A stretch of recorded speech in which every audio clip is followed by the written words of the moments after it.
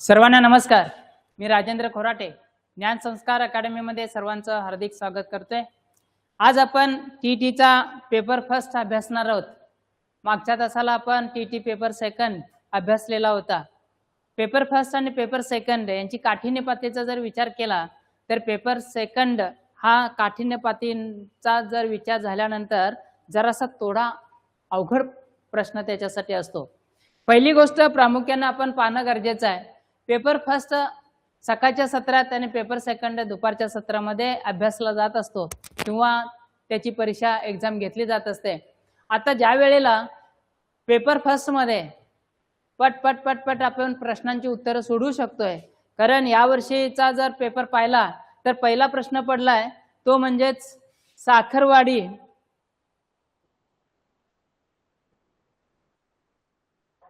साखरवाडी या शब्दात खालीलपैकी कोणता शब्द नाही. आता एक शब्द असा आहे की त्या शब्दापासून या शब्दाच्या अक्षरापासून अनेक शब्द आपल्याला अर्थपूर्ण तयार करायचे असतात. मग ही कशी करायची, कोणत्या पद्धतीने करायचे, आपल्याला साधं गणित आहे, कारण 10वीला हा प्रश्न आहे. आता 10वीला प्रश्न आहे, सोपा प्रश्न आहे. त्यांनी काय केलंय, या शब्दात खालीलपैकी कोणता शब्द नाही असा विचारलेला आहे. आता आपण जरा खातरजमा करूया. साखर हा शब्द पहिल्या याच्यात आहे, वाडी हा शब्द याच्यात नाही, मात्र साखर आहे. त्याच्यानंतर सार सार इथं आहे बघा, सार झालं. त्याच्यानंतर वडी आहे काय बघा, नाही तर वाय वडी हा शब्द नाही आहे. त्याच्यानंतर साडी हा शब्द आहे काय, तर आहे, सा इथं डी आहे. म्हणजे याचा अर्थ आपल्याला लक्षात आला असेल की साखरवाडी या शब्दात खालीलपैकी कोणता शब्द नाही. तर तुमच्या लक्षात आलं असेल याचा अचूक उत्तर 3 नंबर वडी. आता तुम्ही म्हणाल काही वेळेला शब्द वेगवेगळे आता इथं साडी देता येतं, वाडी देता येतं, ज्या वेळेला सार देता येतं, कोणतेही शब्द आपण तयार करू शकतोय. नंबर 2 की धूम ठोकणे या वाक्प्रचाराचा योग्य अर्थ कोणता. आता ज्या वेळेला धूम ठोकणे या वाक्प्रचाराचा योग्य अर्थ कोणता हे ज्या वेळेला आपण पाहतो, धूम ठोकणे म्हणजे पळून जाणे. आता काही वेळेला पोलीस चोरांच्या पाठीमागं लागतात, त्यावेळेला चोरांनी धूम ठोकले. चोरांनी धूम ठोकले याचा अर्थ इथं काय दिलाय, तर वेगाने धावणे, खूप मार देणे, कपडे धुणे, धोधोवाने. तुमच्या लक्षात आलं असेल पर्याय क्रमांक 1 याचं उत्तर असणार आहे, वेगाने धावणे. आता पुढीलपैकी कोणती रूपे रची नाहीत. आता पुढीलपैकी कोणती रूपे रची नाहीत. सर्व, सम्राट, राष्ट्र यापैकी नाही. आता तुम्हाला ज्या वेळेला र चा उच्चार पाहतो त्यावेळेला र हृदय मधलं र लिहिण्याचा प्रकार अशा पद्धतीने आहे. राष्ट्रमध्ये असं लिहिण्याचा प्रयत्न आहे, ज्या वेळेला सर्व असं लिहिण्याचा प्रयत्न आहे, ज्या वेळेला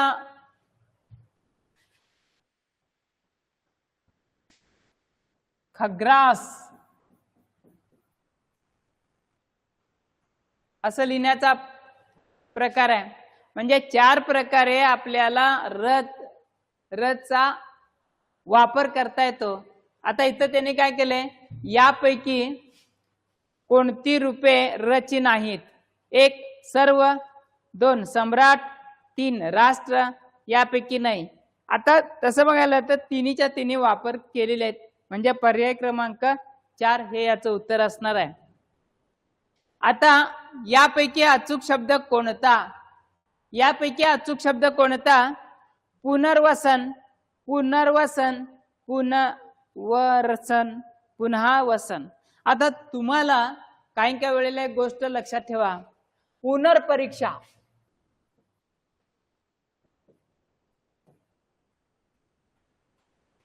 आता पुनर्परीक्षा लिहित असताना मुलं काही जण असं लिहितात,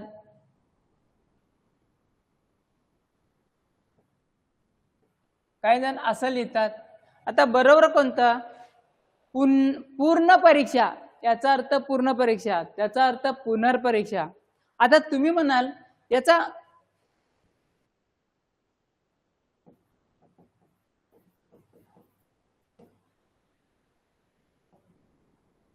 ज्या वेळेला आपण विग्रह करतो किंवा फोड करतो म्हणजेच विसर्गाच्या अगोदर काय आलेला आहे अ, आणि पुढं मृदू व्यंजन ज्या वेळेला येतं त्यावेळेला त्याचा या विसर्गाचा काय होतो र होतो, आणि या विसर्गाचा र झाल्यामुळं पुनर्परीक्षा हा र होतो, हा र इथं वर जातो म्हणून हा शब्द पुनर्परीक्षा. तसंच पुनर्वसन हा शब्द सुद्धा पर्याय क्रमांक 1 हे याचं उत्तर असणार आहे.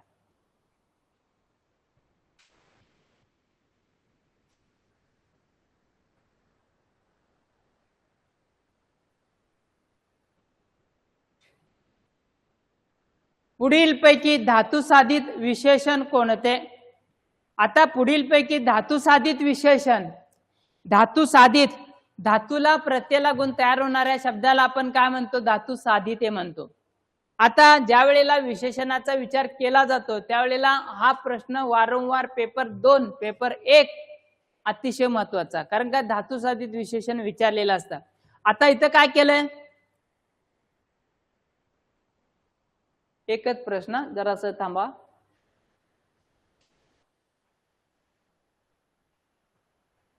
आपण एक प्रश्न पुढे जातोय, गेलोय, त्याच्या अगोदरचा एक प्रश्न आहे. पुढीलपैकी कोणत्या गटाचे शब्द क्रियाविशेषण या शब्द जातीतील आहे? आता शब्द जातीचा विचार करत असताना इथं काय विचारलंय? अरे रे शाबास, अरे रे शाबास. ज्यावेळेला आपल्या मनातल्या भावना व्यक्त केल्या जातात त्यावेळेला आपण केवल प्रयोगी अव्यय म्हणतो, म्हणजे हा पर्याय केवल प्रयोगी अव्ययाचा आहे. परंतु म्हणून ज्या वेळेला 2 वाक्य किंवा 2 शब्द जोडली जातात त्यावेळेला त्याला आपण उभयान्वयी अव्यय म्हणतो. ज्या वेळेला स्थल काल वेळ दाखवण्याचा प्रयत्न केला जातो त्यावेळेला त्याला क्रियाविशेषण अव्यय म्हणतात. म्हणजे आता पाऊस पडणार आहे, इकडे लक्ष द्या. म्हणजेच पर्याय क्रमांक 3 हे त्याचं उत्तर आहे. आणि शब्दाला जोडून आलं तर त्याला आपण काय म्हणतो? शब्दयोगी अव्यय. म्हणजेच क्रियाविशेषण अव्यय पर्याय क्रमांक 3 असणार आहे. आता पुढे जातोय मगाशी धातुसाधित विशेषण. आता धातुसाधितामध्ये आता फळभाजी, भाजी हे विशेषण आहे, फळ हे नाम आहे, म्हणून हे नामाबद्दल विशेष माहिती सांगणारा तर नामसाधित विशेषण झालं.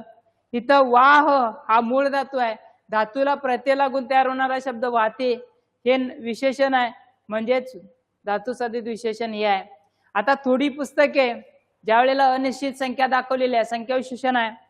कोणता गाव, कोणता हे सर्वनाम आहे, सार्वनामिक विशेषण आहे, म्हणजेच वाहती नदी हे याचं उत्तर राहणार आहे पर्याय क्रमांक 2. पुढीलपैकी कोणत्या वाक्यातील क्रियापद सकर्मक आहे? पुढीलपैकी कोणत्या वाक्यातील क्रियापद सकर्मक आहे? आता सकर्मक आणि अकर्मक लक्षात घ्या. वाक्य ज्या वेळेला वाचायचं, वाक्य वाचल्यानंतर पहिल्यांदा निवड करायची ते म्हणजे क्रियापदाची. क्रियापदाची निवड झाल्यानंतर मग कर्ता शोधायचा आणि कर्त्याची क्रिया ज्याच्यावर घडते त्याला कर्म म्हणायचं. म्हणजेच कर्ता, कर्म आणि क्रियापद या 3 गोष्टी याच्यामध्ये विचारलेल्या आहेत. आता क्रियापद सकर्मक, ज्या क्रियापदाला कर्माची गरज आहे ते क्रियापद सकर्मक असतं. आता उदाहरणार्थ पहिलं वाक्य मी वाचतोय, गवळी धार काढतो. आता या वाक्यातलं क्रियापद कोणतं? काढतो. आता काढणारा कोण? गवळी. आता गवळीची धार काढण्याची क्रिया कशावर घडलेली आहे? गवळी काढण्याची क्रिया धार या शब्दावरती घडलेली आहे. म्हणजेच या वाक्यामध्ये हे कर्म आहे. जर हे कर्म मी काढून टाकलं, अकर्मक म्हटलं, गवळी काढतो, वाक्याचा अर्थ होतो का? बघा, नाही ना. म्हणजेच धार हे काय आहे? कर्म आहे. म्हणजेच हे वाक्य सकर्मक कोणतं आहे? हेच वाक्य. आता आंबा नासका निघाला. आता निघणारा कोण? आंबा. पण आंब्याची निघण्याची क्रिया नासका या शब्दावर झालेली आहे, क्रिया नाही. म्हणजे ते ठिकाण, ज्या वेळेला स्थळ, वेळ, काळ, प्रक्रिया, क्रिया घडले तर त्यावेळेला ते अकर्मक क्रियापद असतं. क्रियापदाबद्दल अधिक माहिती सांगणारा शब्द असतो. हा शब्द, हा शब्द आणि हा शब्द, बऱ्याच वेळेला ही सगळी क्रियापद अकर्मक क्रियापद म्हणून ओळखली जातात.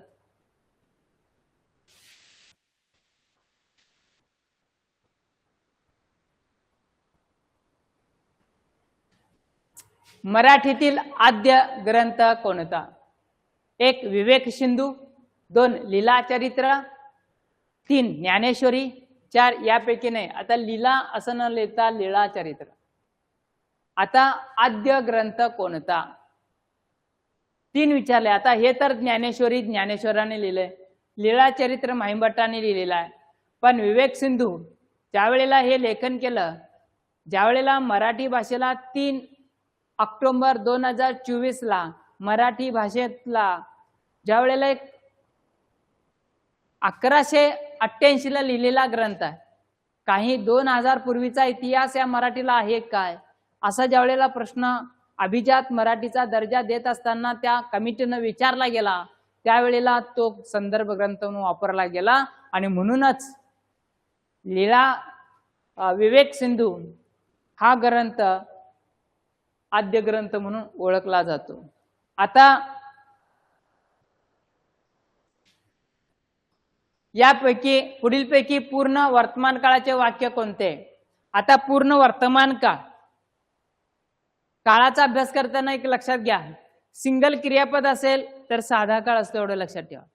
ज्या वेळेला एक धातू साधित आणि क्रियापद असेल मग त्याच्यामध्ये पूर्ण, अपूर्ण, पूर्ण आणि रीती हे असतं. आता आहे असेल तर वर्तमान काळ, होता असेल तर भूतकाळ आणि असेल तर भविष्यकाळ. आता काय घडलंय? मधु लाडू खातो हे वर्तमान काळाचं उदाहरण आहे.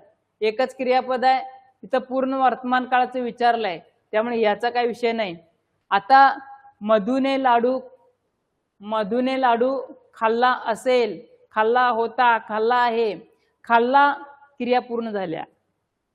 आणि असेल भविष्यकाळ, होता भूतकाळ आणि आहे वर्तमान काळ. पर्याय क्रमांक हे त्याचं उत्तर असणार आहे. आता भुजंग प्रयात वृत्तातील गण ओळखा असं म्हटलेलं आहे.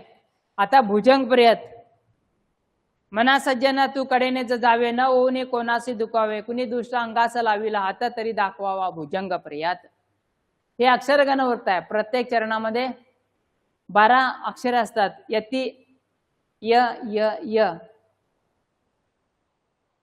यती 6व्या अक्षरावर, गण य य य य य य य 4 वेळेला य. 12 अक्षराचं एक वृत्त आहे. भुजंग प्रयात सगळ्यात महत्वाचं वृत्त आहे. संत म्हणती सप्तपदे सहवासे, सख्य साधूसी घडते. आता जरा इकडे बघा, स स स स स ओळीतील अलंकार ओळखा. तुमच्या लगेच लक्षात आला असेल, एकाच अक्षराची पुनरावृत्ती होत असेल तर त्याला आपण काय म्हणतो? अनुप्रास. यमक, उपमा, उत्प्रेक्षाचा काय संबंध नाही. इथं जणू आलं पाहिजेत. यमक शब्दाच्या शेवटी किंवा वाक्याच्या शेवटी, सुरुवातीला, मध्ये इथं उपमा, 2 वस्तूची तुलना असते.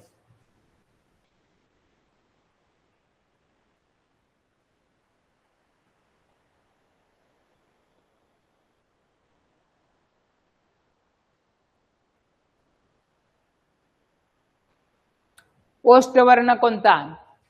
आता ज्या ध्वनीचा उच्चार करण्यास ओठांचा स्पर्श होतो. ओठ, ओठ, प, फ, ब, भ, म. माझा ओठ चिकटलेत बघा, ह्याच्यात भ आले बघा, भ.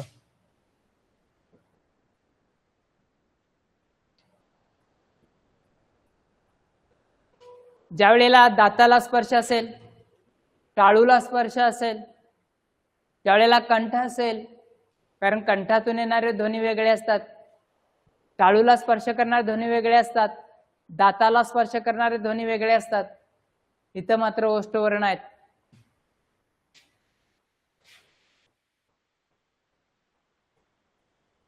आता कविता आल्या, पद्याकलन. वाचूया कविता.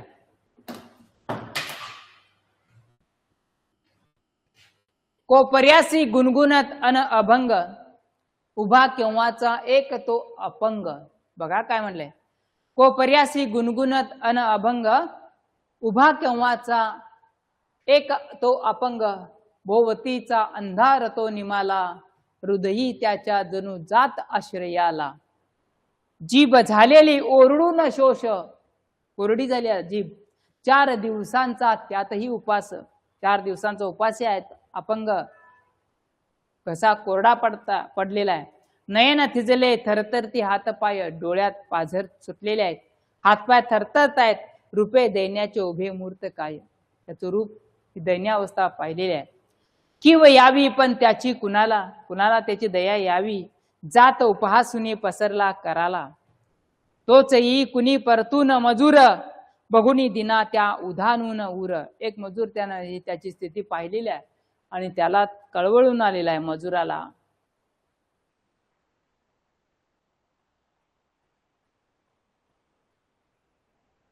म्हणेस राही न दिन एक मी उपासी, परी लागू दे 2 घास यासी.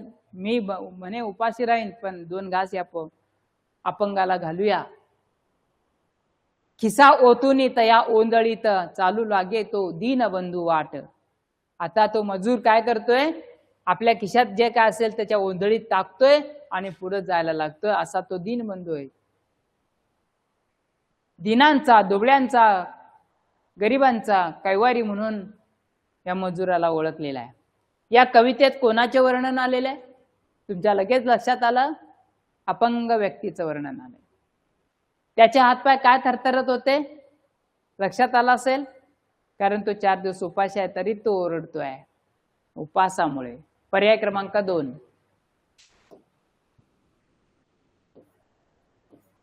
दीनबंधू कोणाला म्हटलेला आहे? मजुराला. कारण का त्या भिकाऱ्याला त्यानं, अपंगाला त्यानं काय केलेलं आहे? मदत केलेली आहे. भिकाऱ्यास बघून मजुराने काय केले? भिकाऱ्याच्या ओंजळीत आपल्या खिशातले काय पैसे असतील तेवढे सगळे टाकले. पर्याय क्रमांक 2. सोपं उत्तर आहे. लगेच लक्षात आला कविता. जायचं पुढं.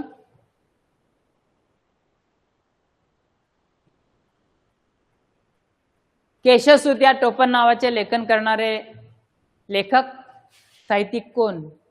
आता केशवसूत कृष्णाजी केशव दामले. प्रख्यात्रे म्हटलं इथं कृष्णाजी केशव दामले यांना केशवसूत म्हणतात. विवा शिरवाडकरांना कुसुमाग्रज म्हणतात. प्रख्यात्रेंना केशव कुमार म्हणतात आणि राग गडकरींना गोविंदाग्रज म्हणतात.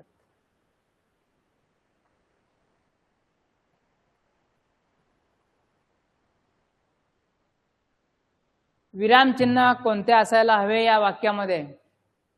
ताई म्हणाली प्रश्नचिन्ह. काय म्हणाली? तिच्या तोंडचे उद्गार आहेत. आज अजिंक्य किती छान बोलला, ते उद्गार चिन्ह दिलंय म्हणजे लक्षात हवं. एखाद्याच्या तोंडचे उद्गार असतील तर पर्याय क्रमांक 4 वापरायचा. आता धाकट्या भावाला राज्यस्तरीय निबंध स्पर्धेमध्ये पहिले पारितोषिक मिळाले, त्याला लिहिलेले पत्र कोणत्या प्रकारचे? निबंध स्पर्धेत पारितोषिक मिळालं, चौकशी नाही, तक्रार नाही, मागणी नाही. पर्याय क्रमांक 2 अभिनंदन पत्र. कोणत्या प्रश्नाचे लगेच उत्तर देणारा? आता एखाद्या प्रश्नाचं लगेच उत्तर जो देतो हजर जबाबी.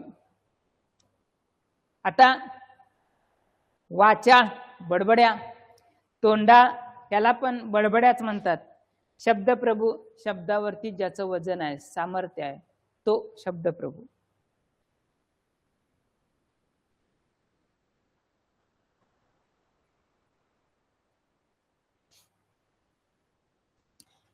मराठी साहित्यातला 4था ज्ञानपीठ पुरस्कार मिळाला तो भालचंद्र नेमाडेंना. 2014ला त्यांना जाहीर झाला आणि दिला कधी? 6 फेब्रुवारी 2015ला दिला. आता तारीख विचारलंय म्हणजे विचार करा, आपल्याला सगळ्या गोष्टी लक्षात असणं गरजेचं आहे. कोसला नावाची कादंबरी त्यांची विशेष गाजलेली आहे. साहित्यातला एक वेगळा प्रवास त्यांचा झालेला होता. खरं तर ज्ञानपीठ पुरस्कार हा सन्मानाचा पुरस्कार म्हणून ओळखला जातो. आता पंजाबातील घुमान येथे झालेल्या अखिल भारतीय मराठी साहित्य संमेलनाचे अध्यक्ष, ज्यावेळेला पंजाबला 88वा साहित्य संमेलन भरलं होतं, त्या साहित्य संमेलनाचे अध्यक्ष होते डॉक्टर सदानंद मोरे. सभा या शब्दाचे लिंग कोणते? तो सभा होते, ती सभा होते, का ते सभा होते, ती सभा होते. म्हणजे ती म्हणजे स्त्रीलिंगी. पर्याय 1. तुम्ही स्वतःला काय समजता याकरिता अधोरेखित सर्वनामाचा प्रकार ओळखा. तुम्ही स्वतःला काय? तू, तुम्ही, आपण, स्वतः. म्हणजे तुम्ही द्वितीय पुरुषवाचक आणि स्वतःला असं असेल तर ते स्वतःला असं असेल तर आत्मवाचक. द्वितीय आता पुरुषवाचक आणि आत्मवाचक. पर्याय क्रमांक जरासं बघा. तुम्ही पुरुषवाचक सर्वनाम आहे आणि स्वतःला आत्मवाचक आहे, म्हणजे पर्याय क्रमांक 1 ह्याचं उत्तर असणार आहे.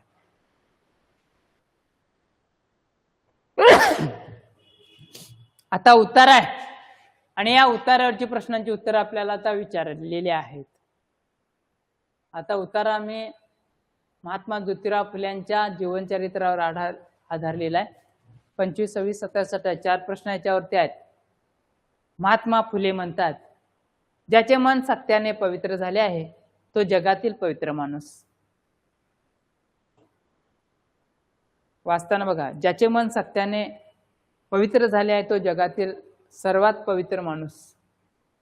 ज्या मनुष्याला मनाच्या पावित्र्याचे महत्व कळत नाही तो मनुष्य धरणीला भार ठरतो.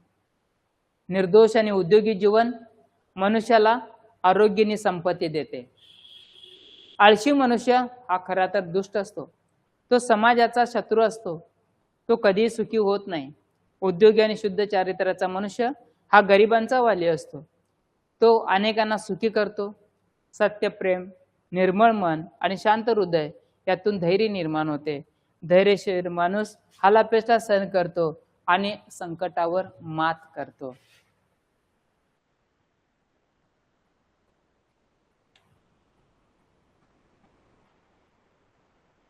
उत्तरा संपलाय आणि पहिला प्रश्न पडलाय. ज्योतिबांच्या मते जगातील सर्वात पवित्र माणूस कोणता? जो मनाने निर्मळ असतो, ज्याचे मन सत्याने पवित्र झालेले असते, जो सर्वांना आवडतो, ज्याचे मन सत्यप्रेमी असते. तुमच्या आता लक्षात आलं असेल की पर्याय क्रमांक 2, ज्याचं मन सत्यानं भरून आलेलं असतं तो पवित्र असतोय. मनुष्याला व आरोग्य व संपत्ती कशामुळे मिळते? आता जो मनुष्य सतत उद्योगी जीवन करतो, कष्ट करतो, या माणसाला निर्दोष उद्योगी जीवनामुळे पर्याय क्रमांक 1 याचं उत्तर असणार आहे. आळशी मनुष्य कसा असतो? आळशी मनुष्य तर तसा तो दुष्ट असतो, तो समाजाचा शत्रू असतो. पर्याय क्रमांक 3. आणि धैर्यशील माणूस कसा ओळखावा? धैर्यशील माणूस किती संकट आले तरी तो त्या धैर्यानं तोंड देतो. धैर्यशील जो असल्याने लोकांना धैर्याचे महत्व पटवून देतो. जो सत्यप्रेमी असून स्वतःच्या धैर्यशीलतेचा समाजात सत्य, प्रेम, निर्मळ, शांत मनाचा असतो. धैर्यशाली माणूस कसा ओळखावा? सत्यप्रेमी, निर्मळ व शांत मनाचा असावा.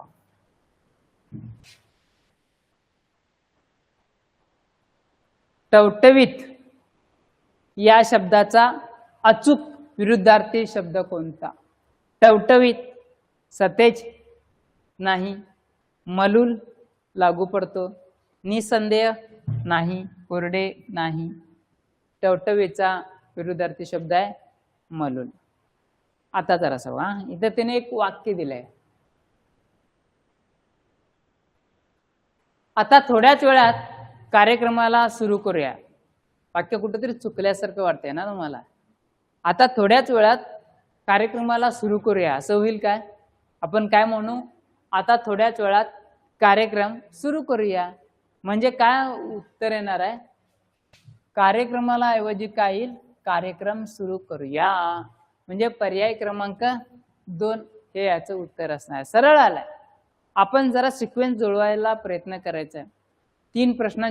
30 प्रश्नांची उत्तर आपण अभ्यासलेली आहेत. आतापर्यंत टीटीचा अभ्यास करणाऱ्या विद्यार्थी मित्रांनो, एक 2024 पेपर फर्स्ट पेपर सेकंड अभ्यासला, 2021 पेपर फर्स्ट पेपर सेकंड अभ्यासला. आता आपण 24 पासून मागं जातोय. जास्तीत जास्त प्रश्नांची उत्तरं शोधून त्या पद्धतीने चर्चा करून आपण पुढे जायला लागलोय. आपण शक्यतो करून गांभीर्यानं ही प्रश्नपत्रिका सोडवत जा, चर्चा करा आणि जास्तीत जास्त उत्तरं अचूक आपल्याला सोडवता येतील असा आपण प्रयत्न करूया. आज आपण इथंच थांबतोय. सर्वांच्यासाठी धन्यवाद.